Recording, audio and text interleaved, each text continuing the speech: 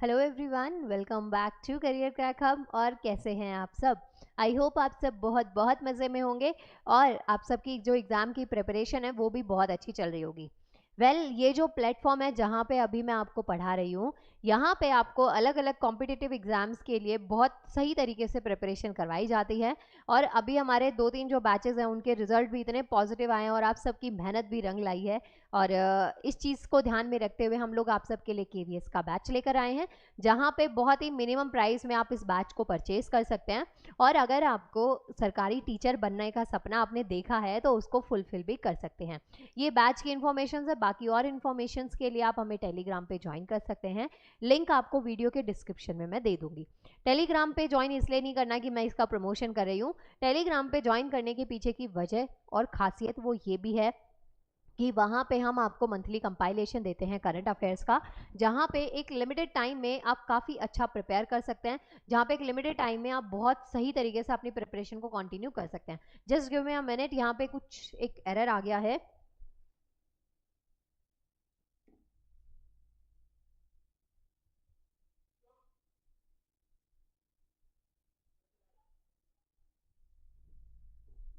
सो अभी आगे कंटिन्यू करते हैं। कुछ एरर था, इस वजह से मुझे टाइम लग गया। देखिए, अभी आप टेलीग्राम पे ज्वाइन जल्दी से कर लीजिए, क्योंकि वहाँ पे आपको करंट अफेयर्स की मंथली कंपाइलेशन मिलती है कि आप ना रेगुलर बेसिस पे नहीं पढ़ना चाहते, आपको बस एक रैंडम रिवीजन करनी है जल्दी से, बस आपको मिल जाए नोट्स आपके, तो आप वहाँ पे हमें फॉलो फॉलो सॉरी कर सकते हैं। आज के इस लेक्चर को कंटिन्यू करते हैं। देखिए, अभी मैंने आपको केवीएस में, क्या मैंने आपको आज अपना नाम बताया? नहीं तो अभी दोबारा बता देती हूँ कि मेरा नाम है मनीषा और मैं आपको ईवीएस पढ़ा रही हूँ। ईवीएस में बहुत सारे टॉपिक्स आते हैं हमारे पास, साइंस भी है, ज्योग्राफी भी है, हर चीज़ इंक्लूड है। तो उन चीज़ों को वन बाय वन करेंगे। पहले हम एक कंसेप्ट को उठाएंगे, उसको कंप्लीट करेंगे, उसके बाद में उसके कुछ प्रीवियस ईयर के क्वेश्चंस को देखेंगे कि आपके जो एग्जाम में पैटर्न है क्वेश्चंस का वो कैसा बनता हुआ आ रहा है। देखिए, एक छोटी सी बात है कि अगर आपको एग्जाम क्रैक करना है ना, तो बहुत ज़रूरी है कि आप उसके प्रीवियस ईयर के क्वेश्चंस करें। नहीं करेंगे तो प्रिपरेशन आपकी थोड़ी इनकम्प्लीट रह जाती है। ज़्यादा देर नहीं लूँगी, अब लेक्चर को स्टार्ट करते हैं। मैंने आपको शेल्टर टॉपिक पूरा कंप्लीट कंसेप्ट के साथ में पढ़ाया है। आज के इस लेक्चर में हम जो शेल्टर टॉपिक है, जो शेल्टर हमने पढ़े, टाइप्स वगैरह सब पढ़े थे, उसके कुछ क्वेश्चंस हम करेंगे, प्रीवियस ईयर के क्वेश्चंस, कि आपके एग्जाम में कैसे क्वेश्चंस उस टॉपिक से रिलेटेड बने थे। तो स्टार्ट करते हैं आज के इस लेक्चर को। शेल्टर हमारा टॉपिक था। तो देखिए, पहला क्वेश्चन आपकी स्क्रीन पे दे रखा है और ये रिकॉर्डेड लेक्चर है, तो आपको करना क्या है, सारे जो आंसर्स हैं उनको कमेंट सेक्शन में टाइप करते जाइएगा। और वैसे तो आंसर मैं आपको बता दूंगी, और उसके साथ साथ में आपको ये भी चीज़ करनी है कि जो आपको ना बताना है कि नंबर ऑफ क्वेश्चंस आपके कितने ठीक थे, बिल्कुल ऑनेस्टी से, मेरे आंसर बताने से पहले कितने क्वेश्चंस के आंसर आप लोगों ने ठीक दिए थे। स्टार्ट करते हैं विद क्वेश्चन नंबर 1।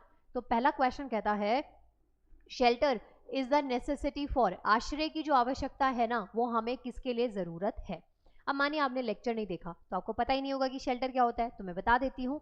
शेल्टर का मतलब वो, जैसे आपके घर के ऊपर छत है, आपके सर के ऊपर, सॉरी, सर के ऊपर छत है, तो इसका मतलब क्या है कि जिस घर में आप रह रहे हैं, जिस रूम में आप रह रहे हैं, वो आपको जो एक्सटर्नल फैक्टर्स हैं उनसे बचा रही है, एनवायरमेंटल कंडीशन से बचा रहा है। और इसके साथ साथ में आप अपने घर में क्या है, सेफ है। सेफ कैसे हैं? मौसम की मार से बचे हुए हैं, जंगली जानवरों से, चोरों से, इन सब चीज़ों से आप बचे हुए हैं। तो शेल्टर क्या है, हमें सेफ्टी प्रोवाइड करता है। इसके साथ साथ में हमारी जो ज़रूरत की चीज़ें हैं उनको रखने के लिए एक जगह प्रोवाइड करता है। जैसे आप लोग क्लासेस में जाते हैं, कोचिंग करते हैं, कॉलेज जाते हैं, जॉब करते हैं, घर से बाहर निकले क्या सारा सामान लेके जाते हैं? नहीं, आपको पता है घर में आपकी चीज़ें सेफ है, आप अपनी ज़रूरत की चीज़ें लेके जाते हैं जिसकी ज़रूरत आपको अपने सफ़र में चाहिए। और फिर उसके बाद में आप जब घर आते हैं आपको वो सामान एज इट इज़ सेफ मिल रहा है। तो किसकी वजह से? शेल्टर, घर की वजह से। तो शेल्टर क्या प्रोवाइड करता है? आपको एक सेफ्टी प्रोवाइड कर रहा है, इसके साथ साथ में आपको एक प्रोटेक्शन भी प्रोवाइड कर रहा है। ये बात आपको ध्यान में रखनी है। तो ऐसे ही पहला क्वेश्चन है कि जो शेल्टर है ना, आश्रय, उसकी ज़रूरत हमें क्यों है? तो पहला पॉइंट कि वो हमें वेदर, मौसम से बचाता है। जी हाँ।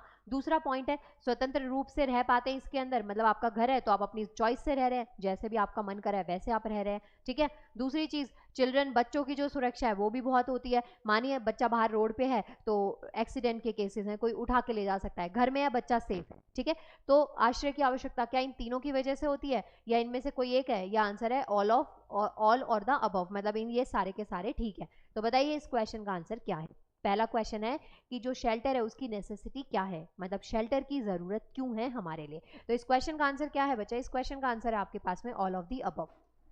मतलब कि ये सारे ऑप्शंस ठीक हैं। कैसे? जो शेल्टर है मतलब घर है वो हमें वेदर से बचाता है। मानिए बाहर बहुत ठंड है, आप घर में हैं, आप सेफ है, बहुत बारिश हो रही है, बहुत गर्मी है, तो आपके घर में हर चीज़ आपको मिलेगी जिससे आप बाहर के मौसम से बच पाते हैं। दूसरी चीज़, आप अपने घर में इंडिपेंडेंटली रह पाते हैं, स्वतंत्र रूप से रहते हैं। आपको जैसे रहना है, आपको जो पहनने का मन करे, जो खाने का मन करे, जब आपको सोना है, जब आपको उठना है, आपको जो भी कुछ करना है आप अपने घर में इंडिपेंडेंटली कर सकते हैं। बाहर से किसी का इंटरफेयर आपके घर में नहीं होता है।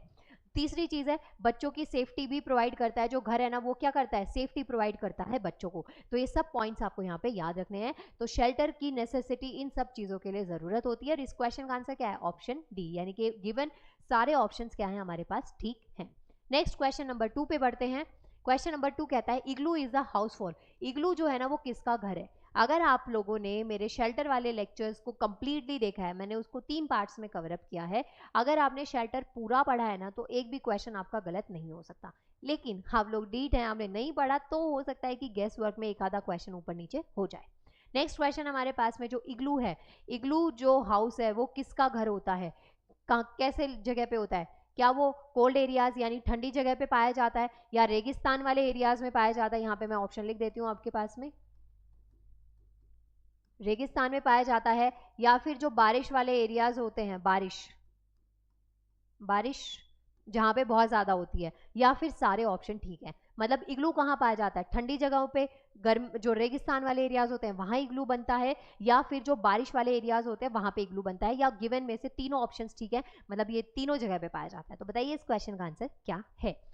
इस क्वेश्चन का आंसर क्या है? इग्लू कहाँ पाया जाता है? तो इग्लू पाया जाता है कोल्ड एरियाज में। यानी कि इग्लू किसका घर है? बर्फ का घर बना होता है, बर्फ। इग्लू किससे बना होता है? बर्फ का बना होता है। तो अब जब मैंने इतना बता दिया कि इग्लू बर्फ का बना होता है तो 2 ऑप्शन तो अपने आप ही एलिमिनेट हो गए। गर्मी में तो बर्फ रह ही नहीं सकती, पिघल जाएगी, और ना बारिश वाले एरिया में बर्फ जम सकती है। तो बर्फ कहाँ होगी? जहाँ पे ठंडा एरिया होगा, जहाँ पे टेम्परेचर किस में होगा? माइनस में होगा। तो इग्लू किसका है? बर्फ का घर बना हुआ घर होता है। इस टाइप से जो होता है इग्लू बना होता है, ये आपको याद रखना है।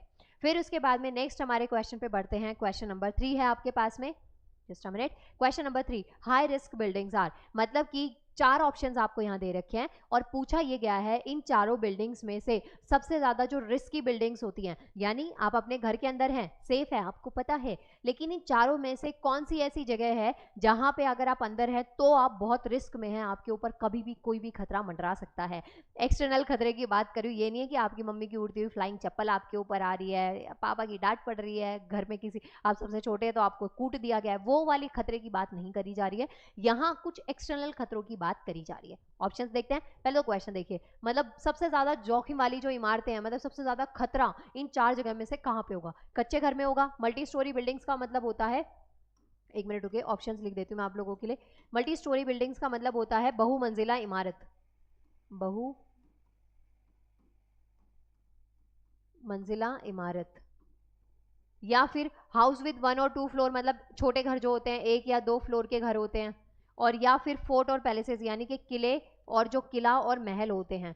तो बताइए आप इनमें से अपने आप को इमेजिन करिए कि आप इन चारों में से एक, चारों जगहों पे एक एक बार गए हैं, तो सबसे ज्यादा खतरा आपको कहाँ पे फील होगा? आप कहाँ पे अपने आप को बहुत अनसेफ फील करेंगे? कहाँ करेंगे? तो जो कच्चे घर होते हैं, कहाँ पे सेफ अनसेफ फील करेंगे बच्चा? आप कहाँ करेंगे? कच्चे घरों में, ठीक है। जो कच्चे घर होते हैं वहां पे आप सबसे ज्यादा अनसेफ फील करेंगे। क्यों? क्योंकि कच्चे घर जो होते हैं वो टेम्परेरी होते हैं, कभी भी वो बिल्डिंग कोलैप्स हो सकती है, टेंट है उखड़ जाएगा, मानिए बहुत तेज हवा है उड़ के चला गया, आप अंदर ही रह गए, ठीक है। और इसके अलावा जो कच्चे घर होते हैं मिट्टी कीचड़ वगैरह से बने हुए, वो भी सेफ कम रहते हैं, उनके गिरने के चांसेस ज़्यादा हैं, उनमें जो प्रॉब्लम है आपके ऊपर खतरा आने के चांसेस भी उतने ही ज़्यादा उसके अंदर बढ़ जाते हैं। तो ये पॉइंट आपको याद रखना है।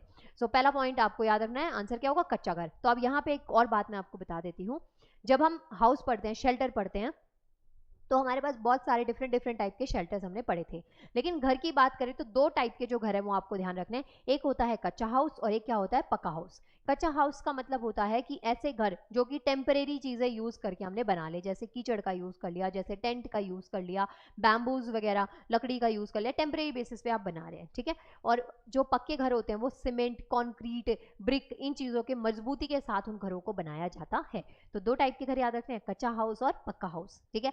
ये एक ना कूड़े की वो आती है, कूड़े की कार केजरीवाल जी की, कच्चा पापड़ पक्का पापड़ नए समय की बात है, तो उसे याद रख लीजिएगा, कच्चा हाउस और पक्का हाउस, ठीक है। तो ये क्वेश्चन नंबर 3 हो गया। आगे बढ़ते हैं। नेक्स्ट क्वेश्चन नंबर 4 कहता है the house build for longer use is called, मतलब आप ना ऐसे घर का यूज करें जिनको आप लंबे टाइम के लिए यूज करेंगे, ठीक है, मतलब दीर्घकालीन यूज के लिए आप जिस घर का यूज करेंगे उसको हम किस नाम से जानते हैं। तो क्या वो पक्का हाउस होता है, मतलब पक्का मकान होता है, या फिर वो कच्चा हाउस होता है, और या फिर वो टेंट हाउस होता है। ये मैंने हिंदी में इसलिए नहीं लिखी क्योंकि ये सेम ही है, या फिर सभी। जिन घरों को आप लंबे यूज के लिए बनाते हैं तो उसको हम किस नाम से जानते हैं, कच्चा हाउस बोलते हैं, पक्का हाउस बोलते हैं, या टेंट का घर बोलते हैं, या फिर ये चारों ही ऑप्शंस ठीक हैं। बताइए इस क्वेश्चन का आंसर क्या है। लंबे टाइम के लिए मतलब आपने एक बार घर बनाया, उसको लंबे टाइम के लिए यूज करें, पुश्ते आपकी उस घर को यूज करिए, तो उसको हम किस टाइप का घर बोलते हैं, उसको बोलते हैं हम पक्का मकान, पक्का घर, पक्का हाउस। पक्का हाउस का मतलब क्या है, जो कि सीमेंट से बनेगा, ब्रिक से बनेगा, ठीक है, यहाँ पे लिख दूं मैं आपके लिए, सीमेंट का यूज किया आपने, और इन घरों को बनाने के लिए आपने ब्रिक का यूज किया है, मतलब ईंट यूज कर रहे हैं आप, सीमेंट का यूज कर रहे हैं, कंक्रीट का यूज कर रहे हैं, मतलब पक्के मजबूत जो इमारतें हैं वो आप बना रहे हैं। और जो मजबूत इमारतें होती हैं, बिल्डिंग्स होती हैं, वो काफी लंबे टाइम तक चलती हैं। अर्बन एरियाज में जो घर बनते हैं आप देखेंगे पक्के मकान होते हैं ना, काफी लंबे टाइम तक पुश्ते उसमें आपकी रह रही होती हैं, आप कहीं पे रेंट पे जा रहे हैं तो बिल्डिंग है, बहुत टाइम से उस बिल्डिंग में कोई ना कोई अलग अलग फैमिलीज रेंट पे रह रहे हैं, आप वहां से कहीं और चले गए लेकिन वो बिल्डिंग स्टिल एग्जिस्ट करे, तो ये क्या है, पक्के मकान है। काफी लंबे ड्यूरेशन के लिए ये चलते हैं और बहुत ही सॉलिड मटेरियल से इनको बनाया जाता है। दो वो बात अलग है कि आज की डेट में बहुत ज़्यादा जो ट्रेजेडी है वो हो रही है, मतलब बिल्डिंग कोलैप्स हो जाती हैं, घर टूट जाते हैं, तहस नहस हो जाते हैं, वो एक अलग कंसेप्ट है। लेकिन अगर हम देखें तो पक्के मकान जो होते हैं वो बहुत मजबूत चीज़ों से बनाए जाते हैं, ब्रिक ऐसी चीज़ों का यूज़ किया जाता है, सीमेंट का यूज़ किया जाता है, ताकि उन घरों की सेफ्टी बने और काफ़ी लंबे टाइम तक वो घर चलें और उनमें रहने वाले लोग भी क्या रहें, सेफ रहें। तो इस क्वेश्चन का आंसर क्या है, इस क्वेश्चन का आंसर है पक्का हाउस। यहाँ पे आप देखेंगे मैंने दो टाइप के घर आपको बताए, एक होता है कच्चा हाउस जो कि बहुत ही अनसेफ होता है, बहुत ही नहीं कह सकते लेकिन हाँ मोस्टली पक्के हाउस के कंपैरिजन में बहुत अनसेफ होता है ये, और टेम्परेरी होता है, बहुत ज़्यादा लंबे ड्यूरेशन के लिए घर नहीं बने रह सकते हैं। और ये क्या है, पक्का हाउस है, पक्का हाउस आप देखेंगे बहुत ही खूबसूरत सा, काफ़ी लंबे टाइम तक वो बना रहता है। एक टाइम के बाद में आप उसको ना रेनोवेट करवा लेते हैं कि डिज़ाइन पुराना हो गया, चेंज करवा लिया, लेकिन वो बिल्डिंग एज इट इज़ रहती है, ये बात आपको ध्यान रखनी है, काफ़ी मजबूती से ये घर बने होते हैं। आगे बढ़ते हैं।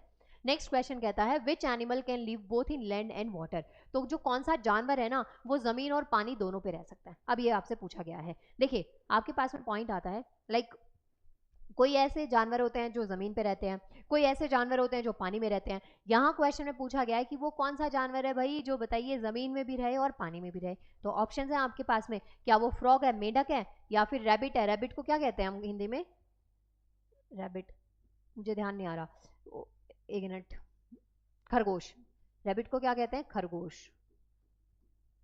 आपने फ्रॉग और रैबिट की स्टोरी, सॉरी रैबिट और उसकी कछुए की आपने स्टोरी पढ़ी होगी, है ना, टर्टल और रैबिट, तो याद रखिएगा। फिर उसके बाद में नेक्स्ट आता है रैट यानी कि चूहा, और बर्ड यानी कि पक्षी। अब यहाँ देखिए इस स्लाइड में मैंने पढ़ते हुए चूहे को डाला है, आप लोगों को इसके बाद शर्म आ जानी चाहिए कि अब तो हमें पढ़ना स्टार्ट कर देंगे, चूहे भी पढ़ रहे हैं, ये दिन आ गए हैं। और देखिए यहाँ पे ये मैंने आपके लिए डायग्राम डाल दिया। वेल क्वेश्चन है which animal can live both in land and water, तो इनमें से कौन सा जो जानवर है ना वो जमीन में भी रह सकता है और पानी में भी रह सकता है, तो कौन सा रह सकता है, तो आंसर क्या है, फ्रॉग। मेंढक जो है वो पानी में भी रह सकता है और जमीन में भी रह सकता है। इसके अलावा अगर हम बात करें रैबिट की, तो सिर्फ जमीन पे रहता है, कहाँ रहता है, जमीन पे रहता है, ठीक है। रेट है वो भी कहाँ रहता है, जमीन पे रहता है, लैंड पे रहता है। अगर बर्ड की बात करें तो ऑब्वियसली बात है वो स्काई में रहती है या फिर जमीन पे चलते हुए रहती है, ठीक है। तो मतलब पानी में बर्ड्स का जाना ऐसा सच नहीं है, कुछ होती हैं बर्ड्स जो कि पानी में पाई जाती हैं लेकिन दोनों जगह पे नहीं पाई जाएंगी, ये आपको याद रखना है। तो क्वेश्चन पूछा जाए जमीन में भी और कहाँ पे रहे, पानी में भी रहे, तो उसका आंसर क्या है, हमारे पास फ्रॉग है। बर्ड में यहाँ स्पेसिफिक नाम नहीं दे रखा है तो हम सारे पक्षियों को ऐसे ही मानेंगे कि हवा में रहते हैं या जमीन पे चल रहे होते हैं, लेकिन पानी में वो नहीं जाएंगे, ठीक है। तो यहाँ पे इस क्वेश्चन का आंसर क्या है, क्वेश्चन नंबर 5 का आंसर क्या है, फ्रॉग है, दैट इज मेंढक। वही डायग्राम नहीं डाला मैंने इसमें, सुंदर सा मेंढक आप लोग बना लेना, नेक्स्ट क्वेश्चन कहता है which bird does not make nest for laying eggs, मतलब गिवन में से कौन सा जो पक्षी है ना वो अंडे देने के लिए घोंसला नहीं बनाता है। क्वेश्चन आपसे ये कहता है, यानी कि हमने इतना पढ़ा है कि भाई जो पक्षी हैं वो क्या देते हैं, अंडे देते हैं, अंडे देने के लिए उनको घोंसले की जरूरत है, ठीक है। तो यहाँ पे क्वेश्चन में पूछा गया है कि कौन सी जो बर्ड है ना वो अंडे तो दे रही है लेकिन घोंसला नहीं बनाती है, तो कौन है बताइए, अंडे देने के लिए घोंसला नहीं बनाता है। तो क्या है वो, क्या वो कोयल है, कोयल को कोयल ही बोलेंगे, कोयल सी तेरी बोली, आहा क्या गाना था ना वो, तो याद रखिएगा कोयल। फिर उसके बाद में क्रो का मतलब क्या हो गया, क्रो को हिंदी में क्या कहते हैं, क्रो, क्रो देख लेना आप लोग। स्पैरो का मतलब क्या हो गया, चिड़िया हो गई, गोरैया भी इसको कह सकते हैं,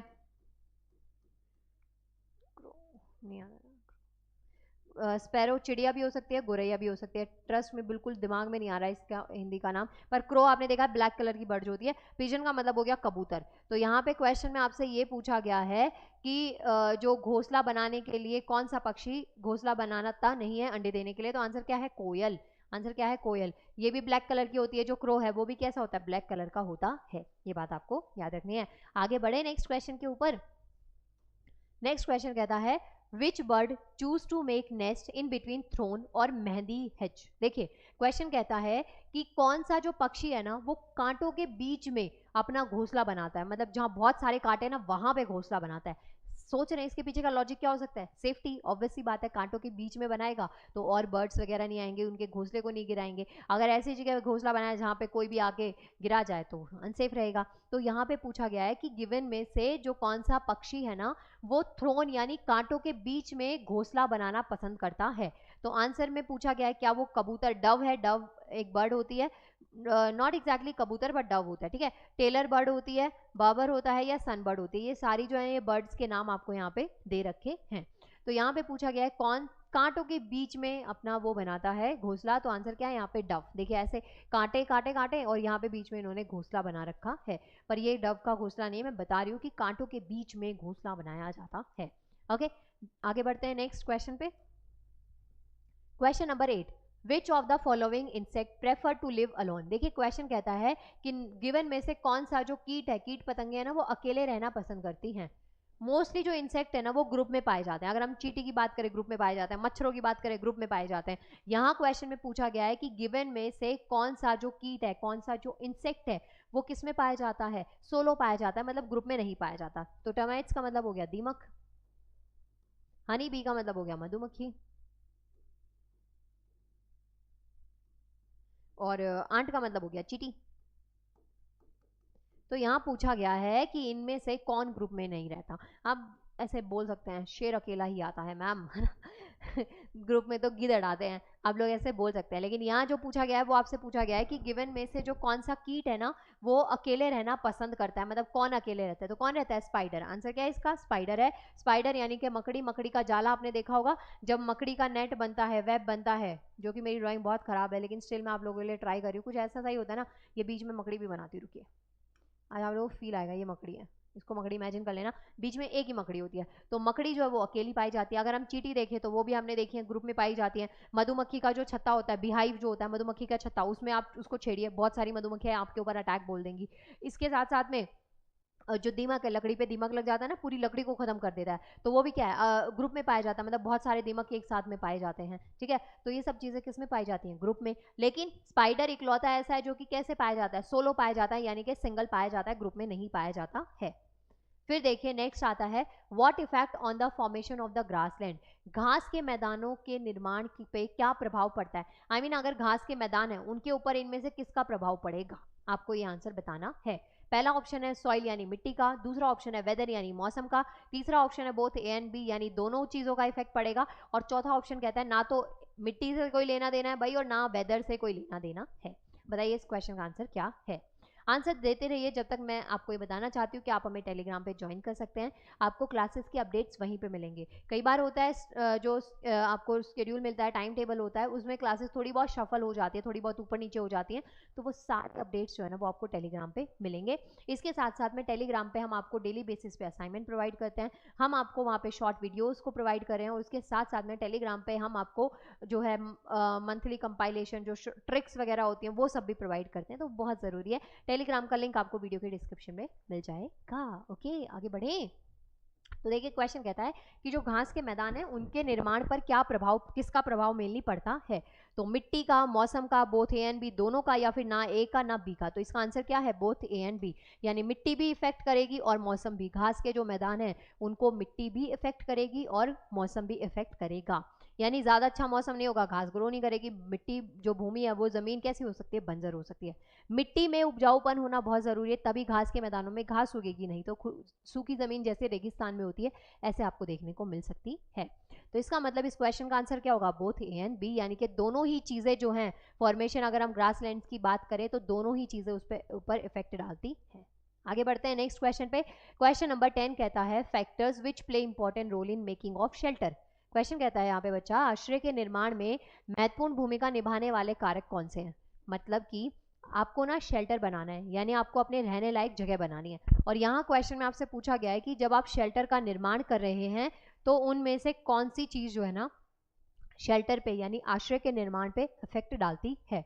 तो क्षेत्र का भूगोल, यानी जो एरिया है जहाँ पे भी आप शेल्टर बना रहे हो उसकी ज्योग्राफी कैसी है, एक मिनट, कि उस शेल्टर को जहाँ पे भी आप बना रहे हो उस एरिया की ज्योग्राफी कैसी है, वहाँ की जो इन्वायरमेंटल कंडीशंस है वो कैसी है, वहाँ पे जो रॉ मटेरियल है, मतलब जो वहाँ पे कच्चा माल है उसकी जो अवेलेबिलिटी है, रॉ मटेरियल की जो अवेलेबिलिटी है वो कैसी है, या फिर तीनों ही ऑप्शन यहाँ पे ठीक है। मतलब कि जब आपको अपना शेल्टर बनाना है, आपको घर बनाना है, तो आप ये सब चीज़ों में से क्या देखना पसंद करेंगे। इसका एक छोटा सा एग्जाम्पल मैं आपको देती हूँ। आप जब कहीं पे घर शिफ्ट करना है या आपको कहीं पे घर लेना है, आप कहीं रह रहे हैं, उसके बाद में आपको दूसरी जगह शिफ्ट होना है, आप वहाँ पे क्या क्या चीज़ें देखेंगे घर लेने से पहले। तो सबसे पहली चीज़ आती है ज्योग्राफी ऑफ द एरिया, बहुत ज़रूरी है, मतलब जो लोकेशन है वो आपके लिए ज़रूरी है कि आप घर कहाँ पे ले रहे हैं। दूसरी चीज़, वहाँ का इन्वायरमेंट कैसा है, कि मतलब जो इन्वायरमेंटल कंडीशन है ना वो कैसी है, क्या वहाँ पे बहुत ज़्यादा ठंड है, क्या वहाँ पे बहुत ज़्यादा बारिश होती है, क्या वहाँ पे बहुत ज़्यादा गर्मी होती है। तो आप उस अकॉर्डिंग अपनी जगह देखेंगे कि वहाँ पे जो इन्वायरमेंटल कंडीशंस है ना वो कैसी है।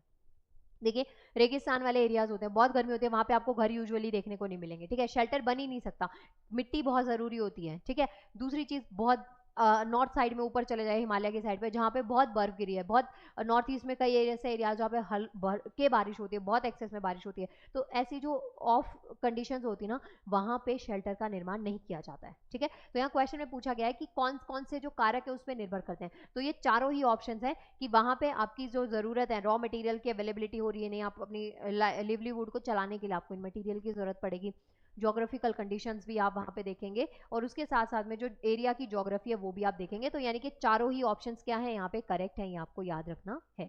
ऐसे टाइप में हमारे पास शेल्टर है, अलग अलग टाइप के शेल्टर्स होते हैं। टाइप्स ऑफ शेल्टर जो है मैं आपको कंप्लीट कंसेप्ट के लेक्चर में पढ़ा चुकी हूँ।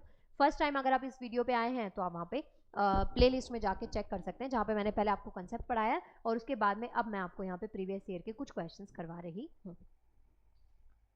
आगे देखिए नेक्स्ट आता है what are the adaptation for the mountain animals. Question कहता है पहाड़ी जो जानवर होते हैं ना उनके लिए अनुकूलन क्या है। अनुकूलन क्या है पहाड़ी जानवरों के लिए, माउंटेन एनिमल्स जो होते हैं मतलब चढ़ाई पे हिली एरियाज में जो जानवर रह रहे हैं उनके लिए, तो क्या वो हाइबरनेशन है, या फिर गर्म क्षेत्र में प्रवास है, या फिर अपने शरीर की चर्बी और फर की एक परत से रोपित कर लेते हैं, या फिर उपरोक्त सभी। तो बताइए क्या होता है।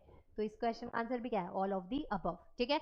मतलब आपने देखा होगा बर्ड्स भी जो है ना इवन कई बार माइग्रेट करती हैं, कहीं पे बहुत ज़्यादा गर्मी है तो मौसम चेंज होते ही ना वो दूसरी जगह पे माइग्रेट कर लेंगी, वहाँ से उड़ के दूसरी जगह पे चले जाएंगी जहाँ की इन्वायरमेंटल कंडीशन उनके रहने लायक हो, उनके लिए सूटेबल कंडीशन। ऐसे ही जो अगर बहुत बारिश हो रही है, बहुत ठंडा है वहाँ पे, तो एनिमल्स के ऊपर एक लेयर आ जाती है, जैसे जो ज़्यादा माउंटेन एरियाज में रहते हैं ना, ठंडी जगह पे रहते हैं, उनके बाल बहुत ज़्यादा होते हैं, बहुत हैवी हेयर्स होते हैं उनके, जैसे याक वगैरह की आप बात करेंगे, तो ये क्या है वो उनको सर्दी से बचा रहे होते हैं।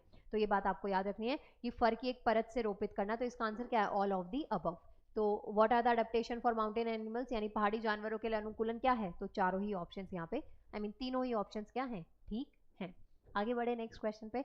नेक्स्ट क्वेश्चन कहता है डोंगा कैन बी सीन इन। डोंगा जो है ना वो कहाँ देखा जाता है। अब यहाँ पे खाने वाले डोंगे की बात नहीं करी है, जहाँ पे आपने राजमा चावल मिक्स करके खा रहे हैं उसकी बात नहीं करी गई है। यहाँ डोंगे का पूछा गया है कि जो डोंगा है ना उसको कहाँ देखा जा सकता है।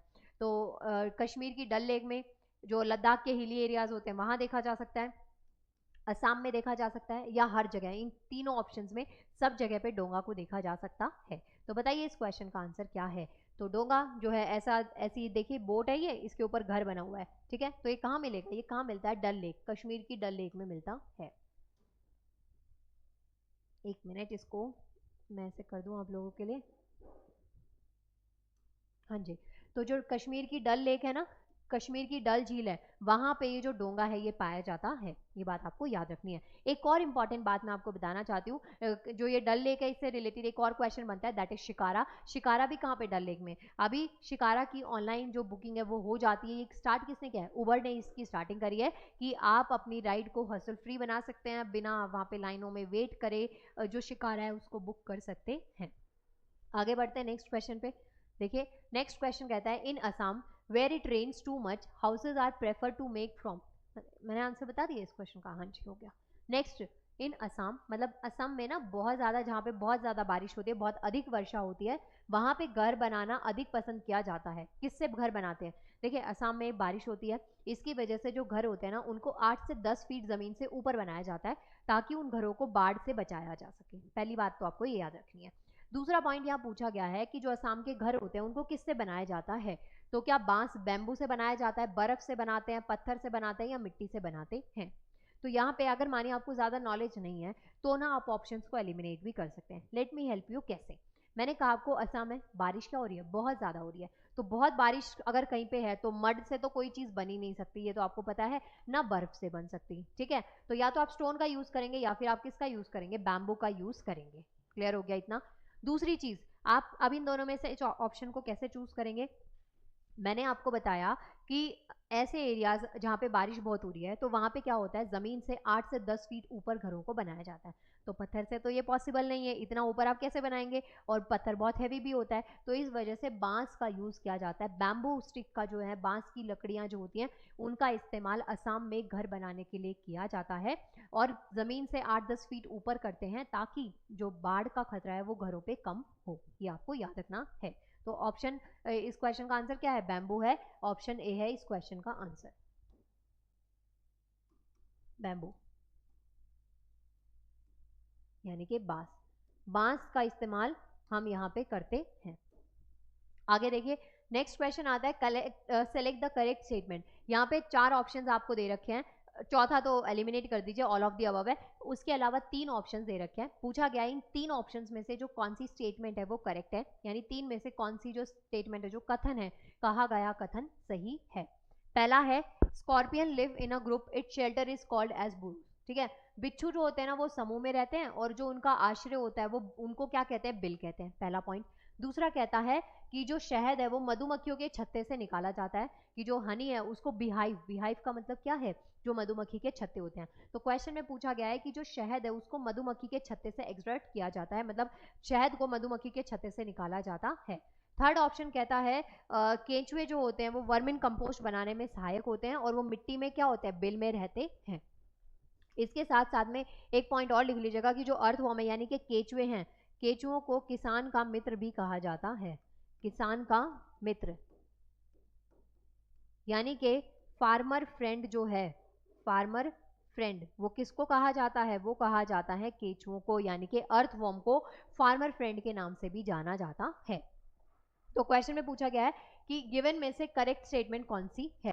तो आंसर क्या होगा? ऑल ऑफ दी अबव, यानी कि जो तीनों स्टेटमेंट्स हैं, तीनों ही स्टेटमेंट्स अपने आप में सही हैं, कोई भी गलती इसमें नहीं है। तो इस क्वेश्चन का आंसर क्या है? ऑल ऑफ दी अबव, तीनों स्टेटमेंट यहाँ पे ठीक हैं।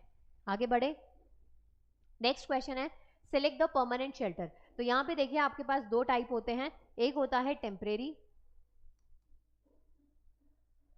और एक होता है परमानेंट।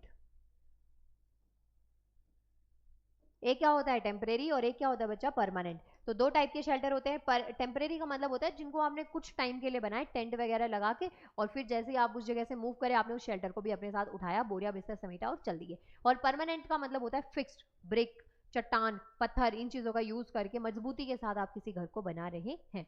तो क्वेश्चन कहता है सिलेक्ट द परमानेंट शेल्टर, यानी कि जो स्थायी आश्रय है उनका चयन आपको यहाँ पे करना है। तो क्या कच्चा घर होता है, टेंट हाउस होता है, जो माइग्रेटरी बर्ड नेस्ट होता है वो होता है, या कारवान होता है? तो परमानेंट शेल्टर पूछा गया ना, परमानेंट शेल्टर कौन सा होगा इसमें? Select the permanent shelter. Permanent shelter क्या होगा? कच्चा घर होगा, टेंट हाउस होगा, माइग्रेटरी बर्ड नेस्ट होगा या कारवान? तो यहाँ पे इसका ऑप्शन परमानेंट शेल्टर में कच्चा हाउस ही होगा। कैसे होगा? देखिए, माइग्रेटरी बर्ड नेस्ट तो परमानेंट नहीं हो सकता, बर्ड्स माइग्रेट कर जाती हैं, ठीक है। उसके अलावा टेंट हाउस भी नहीं हो सकता, उसको आप टेम्परेरी बेसिस पे लगाते हैं। और कारवान भी नहीं हो सकता, एक जगह पे मूव नहीं करता, मतलब एक जगह पे नहीं रहता, मूव करता रहता है, तो इस क्वेश्चन का आंसर ये होगा। और बाकी इसमें आंसर की पे भी कई बार डिपेंड करता है, तो कारवान भी हो सकता है कि भाई मूव तो कर रहा है लेकिन परमानेंट है, लेकिन यहाँ पे मोस्ट प्रॉब्ली आपका जो आंसर है वो क्या है, कच्चा हाउस होगा, क्योंकि आपने मड वाला कंसेप्ट भी पढ़ा कि घर की दीवारों पे कीचड़ की लिपाई करी जाती है, आपने बैम्बू भी पढ़ा, लकड़ी के घर भी पढ़े, तो ये क्या है, टाइप ऑफ कच्चा हाउस ही है। तो लेकिन है तो शेल्टर फिक्स ना, तो परमानेंट शेल्टर इनमें से कौन सा हो सकता है, कच्चा हाउस हो सकता है। थोड़ा ट्रिकी क्वेश्चन था, इसलिए ऐसे क्वेश्चंस को भी आपको प्रिपेयर करना है। आगे बढ़ते हैं नेक्स्ट क्वेश्चन पे। देखिए नेक्स्ट क्वेश्चन कहता है house made up of mud found in, यानी कि जो मिट्टी का बना जो घर है ना वो कहाँ पाया जाता है। तो मिट्टी के बने घर क्या गांव में पाए जाते हैं, या जो गर्म क्षेत्र होते हैं वहां पाए जाते हैं, या बोथ ए एंड बी, या फिर नीदर वन और नॉर टू। मतलब मिट्टी के जो बने घर होते हैं वो कहाँ पाए जाते हैं, इनमें से कोई भी नहीं, या इन सब जगह पे, या फिर दोनों में से एक ऑप्शन। बताइए कहाँ पे पाए जाते हैं।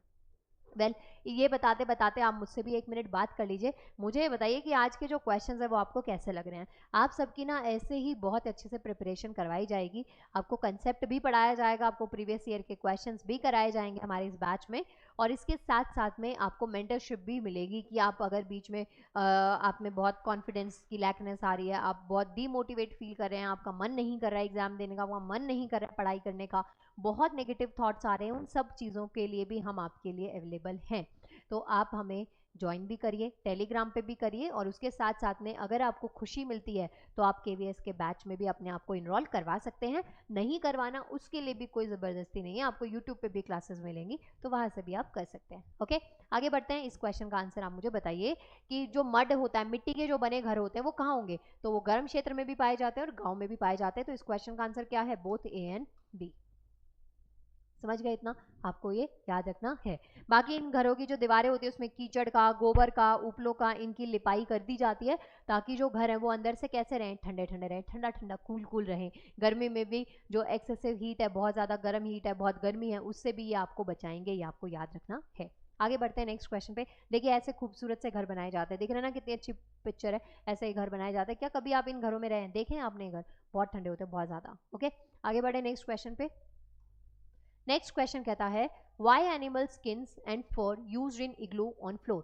क्वेश्चन कहता है कि जो इग्लू है ना उसमें जानवरों की खाल और फर का इस्तेमाल फर्श पर क्यों किया जाता है। ठीक है, इग्लू क्या है, बर्फ का घर है, बर्फ के घर में नीचे जो फ्लोर है ना उस पे आप जानवरों की खाल का यूज क्यों करते हैं। तो पहली चीज तो मैं कहाँ लिखूं, इग्लू, इग्लू का मतलब क्या है, बर्फ का घर।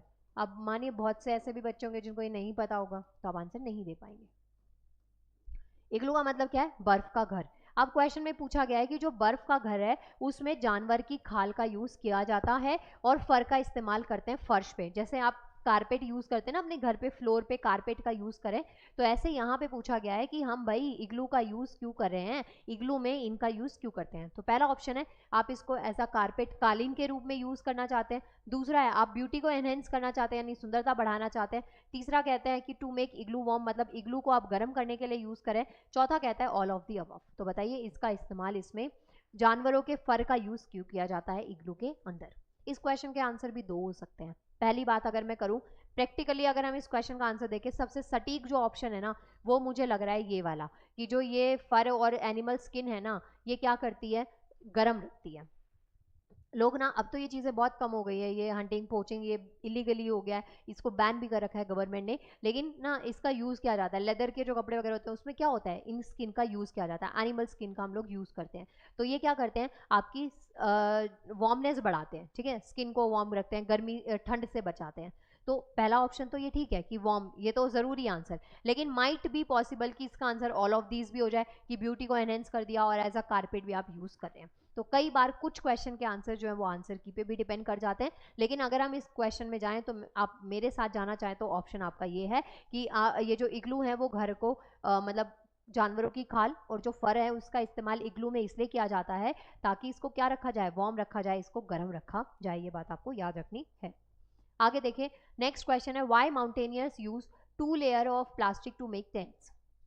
जो पर्वतरोही होते हैं ना ट्रैकिंग वगैरह के लिए जाते हैं वो टेंट का यूज करते हैं। क्वेश्चन में पूछा गया है कि ये जो पर्वतारोही होते हैं ये 2 लेयर प्लास्टिक के टेंट का इस्तेमाल क्यों करते हैं, मतलब टेंट बनाने के लिए 2 परत वाले प्लास्टिक का इस्तेमाल ये लोग क्यों करते हैं, ये आपसे पूछा गया है। तो पहला दूसरों से छिपाने के लिए टेंट को, ठीक है, और लैंडस्लाइड से बचाने के लिए, चौथा तीसरा ऑप्शन है टू प्रिवेंट फ्रॉम कोल्ड, ठीक है, मतलब सर्दी से बचाव के लिए, या ऑल ऑफ द अबव। तो बताइए किस लिए इन जो टेंट है उनके अंदर 2 लेयर प्लास्टिक का यूज किया जाता है।